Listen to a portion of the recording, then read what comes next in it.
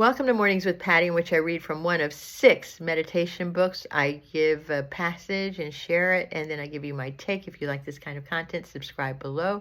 Please make a comment if this resonates with you today. I'm reading from The Courage to Change, July 28th, and it's on a practice. A stonecutter may strike a rock 99 times with no apparent effect, not even a crack on the surface, yet with the 100th blow, the rock splits in two. It was not the final blow that did the trick, but all that had gone before.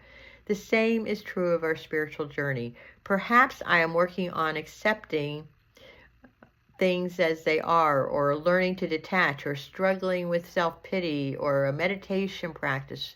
Whatever it is, I may pursue a goal for months, even years, without obvious results, and be convinced that I'm wasting my time.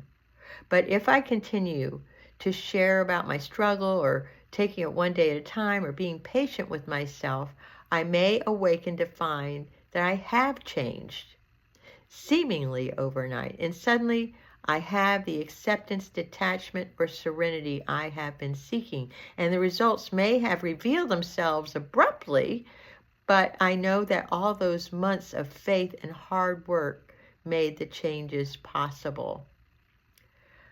I had witnessed one time a testimony of this woman in Oman. I was in Dubai with some friends at an event, and this woman gives up and she shares about her testimony of being diagnosed with rheumatoid arthritis. She was a physician, and she knew what this meant for her. It meant years of pain and suffering. And somebody gave her this book by Louise Hay, Heal Your Body, Heal Yourself, and she saw that was related to anger. And then she got the book, Breaking the Habit of Being Yourself, and then she kept doing the meditation in that book, and she kept doing that for months and months and months because she was unlearning anger. It took her years to get to that place of anger where it physically manifested in her body as arthritis. But she kept doing this meditation months and months and months, and her goal was to be content. Her goal was to have happiness. And after years of this practice, when she finally got to that place of contentment where nothing bothered her, then she went to the doctor and all her symptoms were gone. I've heard a lot of stories like this in our healing, whether it's an emotional healing or a spiritual healing or a physical healing. We are looking for wholeness. We are looking for contentment. And how to get there is through practice. And those practices are sometimes frustrating and we want to give up. But if we keep at it, even if it feels like we're getting nowhere, that's when the healing occurs. By just the practice, by showing up and suiting up and doing the work. That is doing the work. Whether it's a meditation practice, including eating right, including physical activity, whatever that is, find that one thing you want to work on.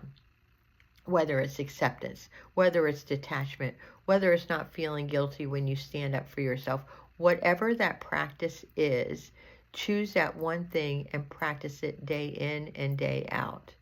And watch your life slowly change. Because as you know, if you've been listening to me long enough, that if we find those things within ourselves that are unloving to ourselves, and we turn it into a loving thing, that we love those parts of ourselves, we love everything about us, we practice detaching, we practice our getting rid of or transmuting that codependent behavior, of letting go, of allowing people to be who they are, allowing everything to happen. As soon as you find yourself practicing that loving behavior, then that changes the world. Because if you're loving to yourself, you will have a tendency to love others, and that's how we change the world. I love you.